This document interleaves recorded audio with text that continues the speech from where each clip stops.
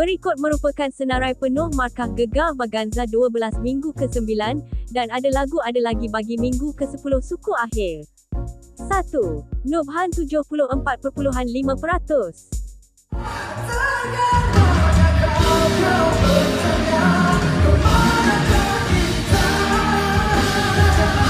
Lagu minggu ke-10, Masih Aku Terasa, Gersang.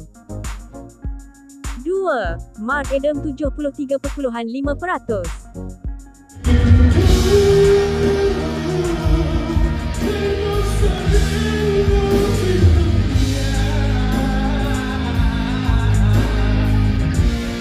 Lagu minggu ke-10, Mengapa Perpisahan Kau Pinta, Flybaits.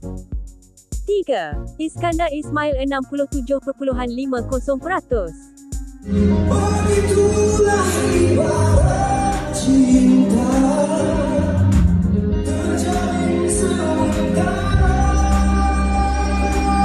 Lagu minggu ke-10, Destinasi Cinta, Siti Nurhaliza.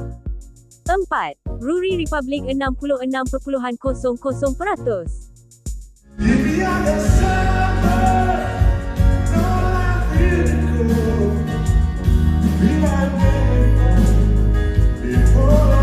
Lagu minggu ke-10, Isabella, Search. 5. Freshies 61.00%.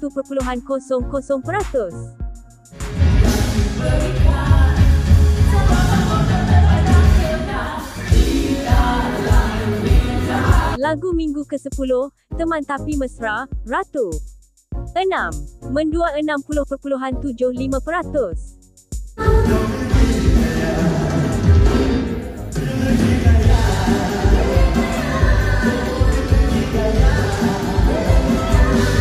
Lagu minggu ke-10, Terlalu Istimewa, Adibah Noor.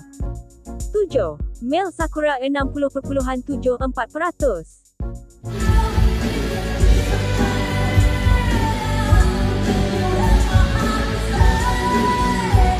Lagu minggu ke-10, Cinta dan Benci, Gisha.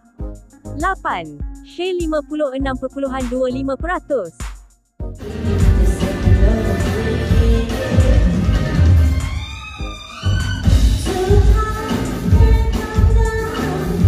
Lagu minggu ke-10, Ku Bahagia, Melly Go Slow. Dan yang tersingkir, Krisha 54.50%.